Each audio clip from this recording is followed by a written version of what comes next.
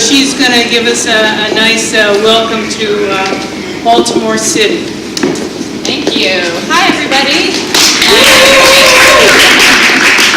Thanks for being here again. My name is Brooke Learman. I am one of the delegates representing District 46, which is where we are seated today.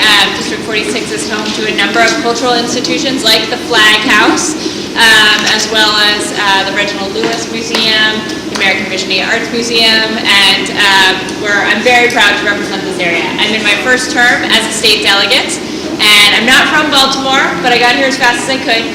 And I have loved, my first 4 years have been a whirlwind, challenging and rewarding, and I've loved being able to be an advocate for Baltimore City at the state level.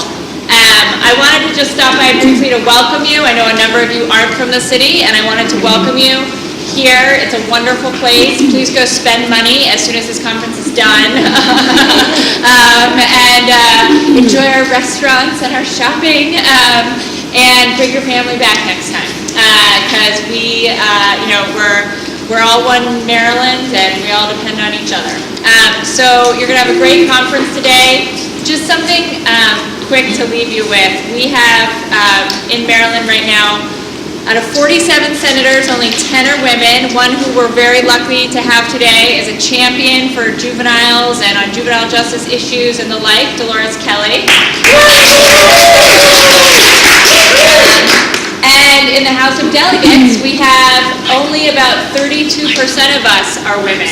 And even though there's only 32% of us are women, we're still in the top 10 in the country for number of women in a state legislative body, which is pretty dismal. So I think, there has never been a more appropriate time to be organizing around women's issues, especially women in politics.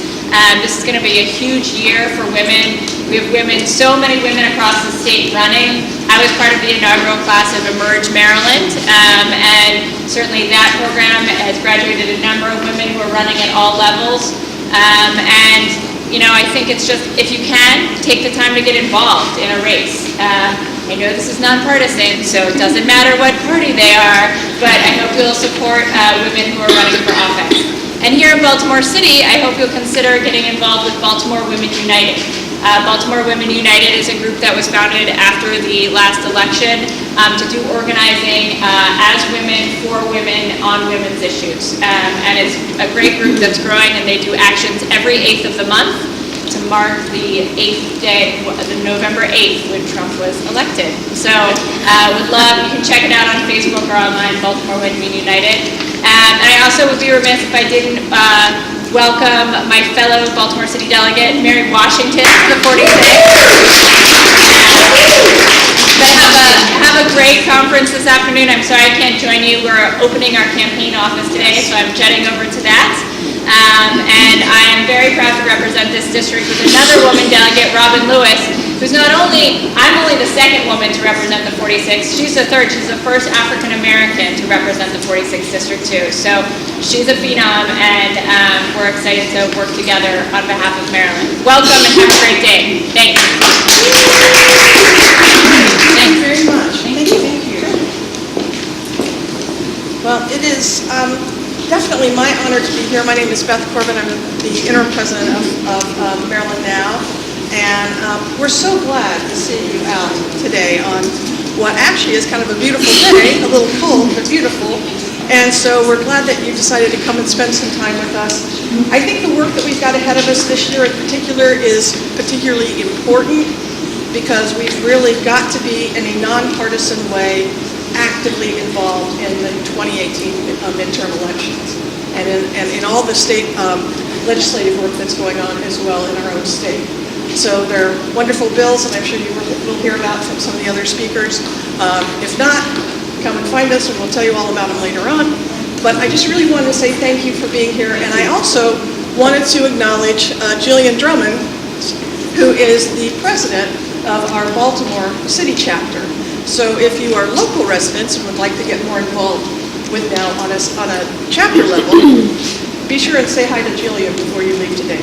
So again, Beth Corbin, I'm so glad that you're here, and have a wonderful day.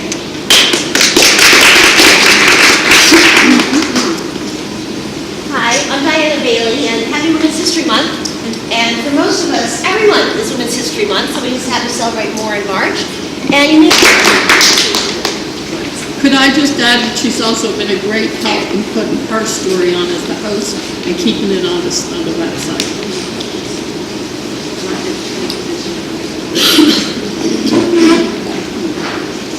So, last week in Chartres County in Hyattsville, and I know they also had the Delta Sigma Thetas had a reenactment in Frederick last week. So there'll be more and more activities related to suffrage history, but probably more importantly, raising awareness of women voting.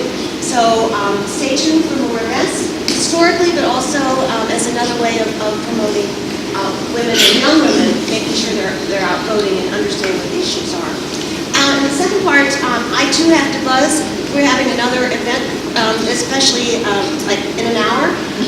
So I have to be at the Applied Physics Lab. We're doing Girl Power, and that's a STEM career exploration for young women looking at career pathways in STEM careers. So my heart is here as well as there, so lots of places to be. As you probably know, the Heritage Center is virtual at the moment. We are still looking for a home, particularly in Baltimore. So we're affiliated with the Heritage area here, but also some of our exhibits, including the women's art exhibit, is literally here in Mary Pippersgill's house, the little house. We haven't seen a women's arts exhibit on your way out today. I don't think Amanda will, the house is unlocked, I think, but if not. So we'll check out our new website, but we're also happy to have you here to be partnered with Maryland Now. and before Diana runs off, this is our 8th Women's History Conference, and we always partner with the Women's Heritage Center, and we really appreciate that. And Diana has been carrying the center mostly on a volunteer basis for a couple years, and we just wanted to recognize her leadership in increasing the visibility of women's accomplishments through Maryland Women's Heritage Center. So this is for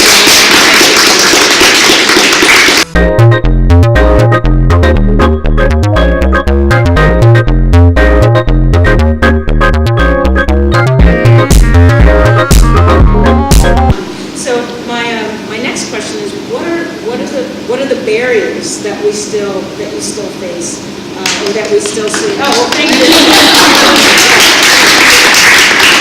I know it's kind of driving the car and fixing at the same time. But that's what women do, isn't it? Isn't that what we do? So then the next question that I know that was sent to me, folks were interested in what barriers still exist. That it's good to hear from us about the inspiration, but what are the realities that are still facing us and women that are looking to come into these positions? Well, certainly in the Senate, when you consider there are 4 standing committees, all of the legislation is apportioned out among those committees. There is only one woman who is a standing committee chair. No matter what else they call us, vice chairs or what else, we don't make the key decisions as to the schedule on which legislation will move. Well, I know we don't on the Senate side. But I can needle and push and fuss and do things sometimes to embarrass, but we really still are lacking in the direct power to help drive the agenda to the extent that we should. Actually, and I might be a little bit prejudiced, I think the women in the General Assembly tend to be harder working on the whole, and in many cases smarter, and we have to work more strategically, because I'm still having to decide before I speak what to say when I reminded my chair just on Thursday that 12 of my bills haven't been voted on, which were heard in February. Okay, and the crossover date is coming up. And when I'm not interested in a bill which I'm not going to vote for and did in committee, which I think is doing more harm than good, and he says, well, if you ever want your bills out, don't get up on the floor and say anything about this bill. he knows that I can be still a good debater on the floor. And in fact, the bill that you guys finally got signed, that you had, yes, all those years, on the floor, they tried to put on an additional disabling amendment. And the whole point of it, we had beat it back in committee, but the whole point was to make any difference between the form of the bill in the House and the form it was taking in the Senate. And so I just was floor leader and had to beat it back. And the very people that we had muzzled finally in the committee, we got it out with just no extra votes to spare. Then they get on the floor and find someone to get up and to say, well, we need these women who conceived as a result of a rapist to be able to get child support from the rapist. And we must have this today on the floor. We can't. And so the debate went on and on and on. And as floor leader, my job was to make sure that bill could get out of there in the same form that the partner bill was waiting for us in the House. Because for 9 or 10, this was the 10 years. 10 straight years, men killed that bill with one argument after another. And when we watched on Sine Die, the last night of the session in 2017, as no woman from either of the committees of jurisdiction was put on a conference committee, which could have happened weeks earlier. But they waited until the last night and they called it at about 10 p.m. And we are standing there watching. You can imagine how she feels. See her bill about to go down again. Again. And so we came back with it this year. And as I said, they found something new to dress it up with Christmas tree lights, anything, so it wouldn't be in the same posture as the other bill. We held our own, and I finally convinced the floor, if you need that, I said, if I were the woman raped, I wouldn't want anything from my rapist, and you gotta remember not all people are gonna be of one mind. But even if there is a sister somewhere who would, we have waited for something for all these years, and we aren't gonna lose it on this floor today if you can help it, by you dressing this up with something else that you just thought of. So, thank God the bill.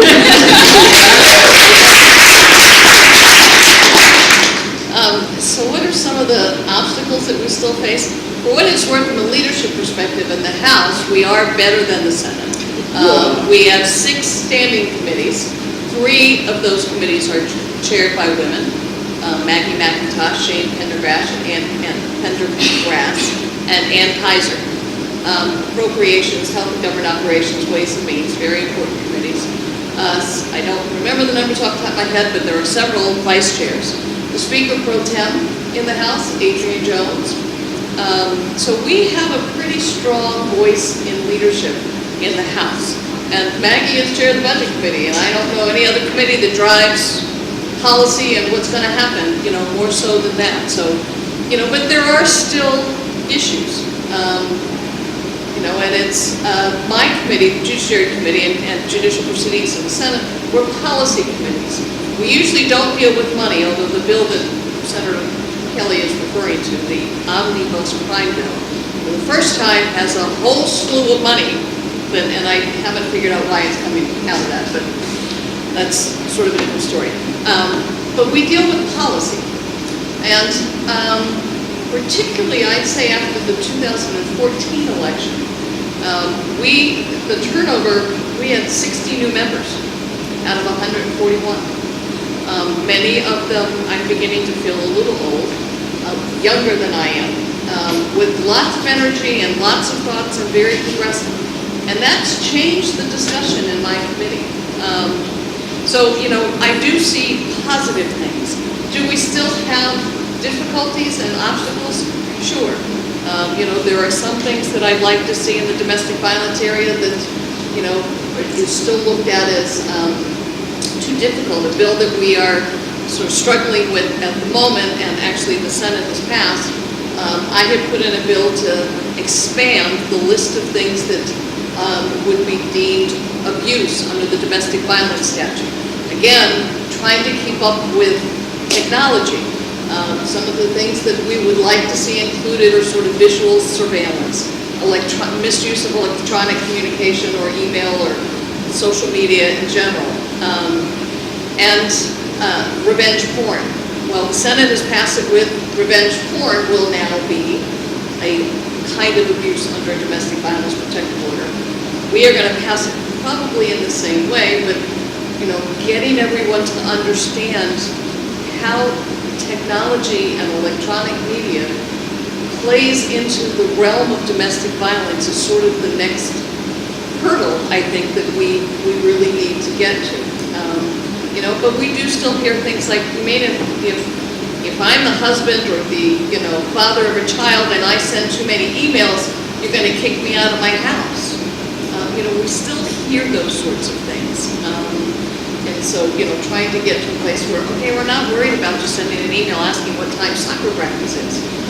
It is the emails that you're sending to someone's employer, the emails that you're sending to the friends of your spouse or significant other, whatever the relationship may be, that are harassing and denigrating. Those are the things we're trying to capture.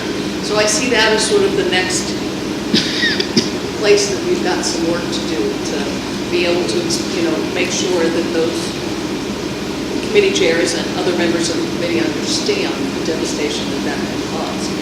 But again, I always tend to be the Pollyanna of any group, and there's been so much change in the 16 years that I've been there. Not to say that I don't still get frustrated and exasperated and challenged, but it is a different place, and I think we are going to see a wave of new women with the 2018 election, and that's truly what will make a difference. So any of you in the room that have considered it, unfortunately can't file now, but support the women that have filed, because it does make a difference when our voices are stronger and are more plentiful. So, thank you. And as a rank and file member, I guess, of the General Assembly, and I guess as a sociologist, and those of you who study the isms, the sexism, the homophobia, the patriarchy, while it's important for us to have women in particular chairs and seats, we also know that we have to actually dismantle the institution, right, itself. So so it's in some ways it's not enough to simply be in a chair, it's about where you stand. So I think to the left here, you have women, they don't chair committees, but they are moving this agenda forward, they're standing up in the floor and demanding. And that's kind of what I want to say in my experience, in my 8 years now, is that there's real opportunity for you to move things forward. In some ways, not being in that seat where the power was conveyed to you by the patriarchy, or the power was conveyed to you by the leadership that has an interest in maintaining a certain order, but being a disruptor, being a coalition builder, being the person that cannot be threatened with, well, if you don't keep this in the drawer, you lose your chairship. And then as more women are elected who won't stand for that kind of threatening behavior to happen to our women, who stand up and say, yes, we need to pass this sexual harassment bill to protect lobbyists, to protect legislators, to protect staff, because we no longer will stand for them to live in a hostile environment, right? And so, that's where I'm coming from. And so that's the challenges that I see, is that while we're still here, and as Delegate Learman said, ironically, we're in the top 10 in terms of representation. All those systems that are set up to oppress women are still there. And then they put some women in a position to actually be the ones forwarding those systems. Too often, the responsibility to stop sexual harassment is put on women, right? Every time there's a bill that addresses disproportionately African Americans, we put it on the Black Caucus. These are bills that should be at the agenda not just of the Women's Caucus, of the Black Caucus, this should be the Democratic Caucus, right? It should be the leadership bills. And so that's the differences I see, and that's what, as we're going forward, that's one of the challenges. One thing I'd like to butt in and say though, and I'm just thinking about it, when you call yourself the rank and file, Delegate Washington is doing what a lot of us do additionally, and that is we serve on task forces, commissions, work groups that are all created by law and have studies to do, testimony to collect, evidence to understand and to interpret and to report back as the basis of board legislation coming forward. And she's chair and co-chair on the House side of a joint commission on homelessness and homelessness. That certainly impacts women, and homeless women and girls have additional problems to those that are normally considered for men.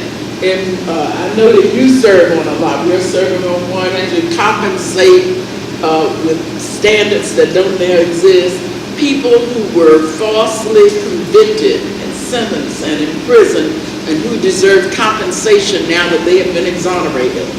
And so there's a lot of heavy work being done. I'm serving on about 8 interstate boards and commissions as a representative from the state of Maryland, the Interstate Insurance Product Regulation Commission. And talking about things like healthcare and insurance, there are other places where a lot of our issues have to be I agree, and you're right. I wasn't sort of saying that I wasn't a person that had an opportunity for leadership or to move forward, but I just wanted to address that there's some structural systems that are set up, that are in place, that have been in place for 40 years that regardless of a particular's title, does not necessarily mean that they have the ability to do that. And what has to happen is that you have to have people who are willing to stand up if there's going to be an actual change. So it's not sufficient to have a woman in the seat. You have to have that man or woman be willing to go to the ground, willing to, in fact, give up their own power or authority and to benefit all.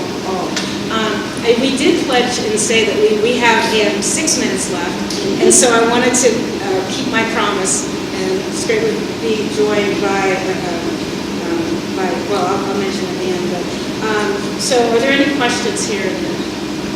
We have probably time for a couple of questions. If not, we can just quick tell a couple of bills that we're working on. Yes. First of all, thank you very much for being here, and thank you for your leadership.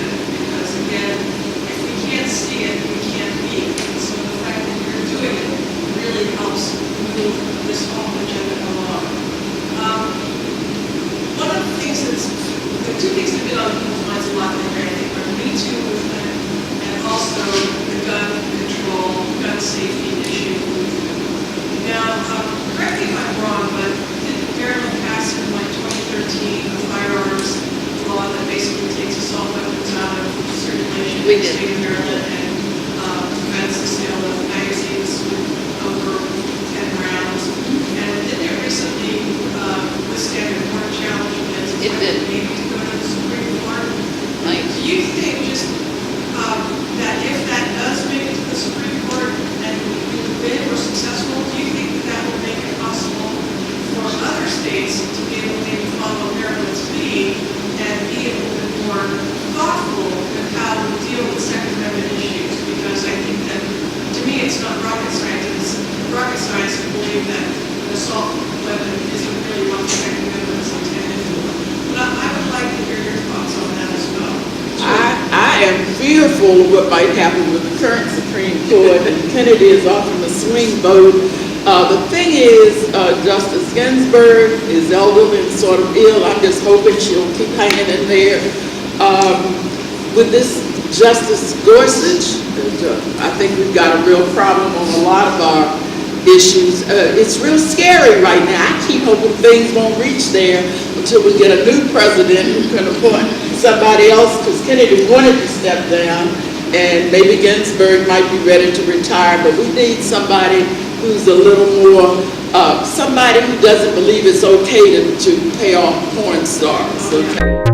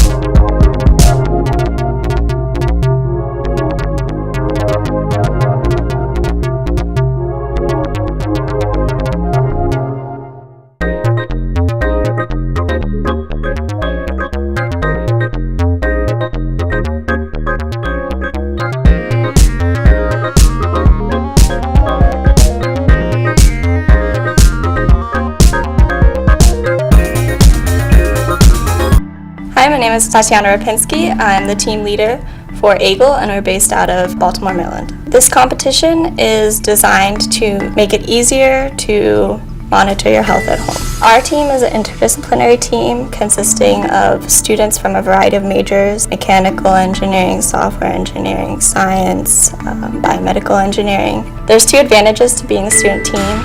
We are doing this project not for a paycheck or part of a company. We're doing this because we're wildly enthusiastic about the project, and I believe that enthusiasm and excitement is going to translate to our competition submission. Secondly, because we're new to the field, we're not bound by the status quo in healthcare, and as a result, we're poised to create very innovative solutions. The greatest challenge has been to develop a system that is consumer friendly. We are conducting usability testing. We are developing prototypes and then testing them to see how usable they are, how a person using them feels about it, and taking that feedback to modify our system. Our technology is a multi-part system designed to both tackle the diagnostic challenges as well as the usability specifications. The diagnostic component makes use of things like microfluidic chip and color change test strips. We have a vitals monitoring device which is continuously worn, and then the smartphone application which serves as the user interface. Our technology could really change the way that consumers view their own health. So if they're feeling sick, they can immediately know if it's something that they need to be worried about.